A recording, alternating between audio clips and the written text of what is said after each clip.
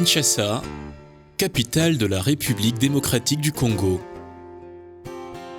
Face aux enjeux climatiques et environnementaux sans précédent de notre ère, dans un monde confronté aux énormes défis alimentaires. Deux visions, deux organisations, deux partenaires s'allient pour écrire cette très belle page d'histoire que nous vous invitons à découvrir. In my classes, I was teaching about plants. I was teaching about how plants grow, the different parts of the plant, and I thought, how could I make this more practical? So I took the kids outside and we started looking at the different plants around us. But I felt we could interact with the nature, with the plants around us even more. So I suggested that they bring a seed and that would plant we'll find a portion in the school and plant the seeds there. Then was given contacts of an NGO, Bilanga ya Betu, and together we started a pilot project at the school growing vegetables. Exécuté par toutes les classes de FLA avec engouement, sous la direction de la cellule technique de BYB, les tâches des premiers jours concernent le mesurage de l'aire de culture, la découverte du matériel aratoire, la préparation du sol et des plates-bandes, la fertilisation du sol au moyen de la fiente, le raccordement et le remplissage de la cuve à eau, l'arrosage avant le semis, l'arrosage après le semis. I learned how to prepare the soil, how to plant the seeds, how to give it nutrients and how to gather it. I like to plant because it was like I was connected to the soil. I learned that when you plant, you have to be patient. And I loved the fact that we had to do it in groups and it was fun. I dig the ground. Also, what I learned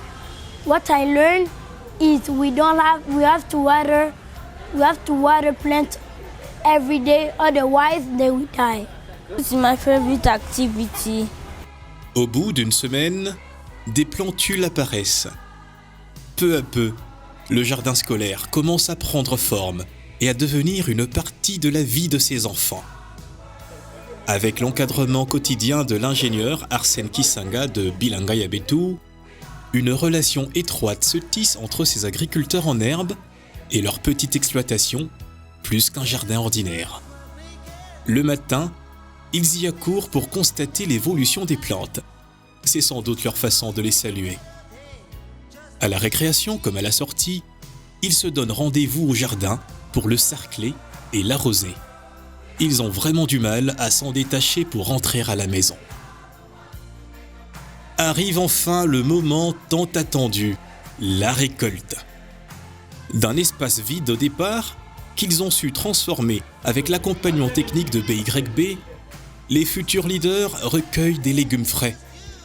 La joie de s'aimer, d'arroser, de sarcler, de biner, de buter et enfin de récolter est collectivement partagée au sein de FLA. What we envision for our students is for them to not only get involved again in the agriculture project, but we'd like to take it to the next step as well, which is them being able to have a market, to be able to sell what they have harvested, to feel the value of their hard work, and to understand what it is to be an entrepreneur. So this year we're wanting to introduce animals. So we're looking forward to having some rabbits and some quail on the properties. C'est ça que nous voulons apprendre à nos enfants. La vie n'est pas que dans les supermarchés, la vie n'est pas que chips et ceci, la vie, la nourriture surtout, qui est en fait la vie. Nous pouvons la contrôler tant que nous savons ce que nous plantons, ce que nous récoltons et ce que nous mangeons dans nos assiettes. Que mon enfant décide de devenir agriculteur ou qu'il veuille avoir un autre métier, moi je serai toujours OK. Du moment que ce soit un métier qui contribue à changer le monde parce qu'on est dans un monde avec énormément de problématiques. Future Leaders Academy et Bilanga ya Betu, à travers ce projet, réécrivent de nouveaux paradigmes qui mettent ensemble éducation, écologie, agriculture durable, citoyenneté, entrepreneuriat. dès les premières années de l'enfant à l'école. Plus de honte pour le travail de la terre. Vive une nouvelle génération des citoyens soucieux de manger ce qu'ils produisent et de produire ce qu'ils mangent.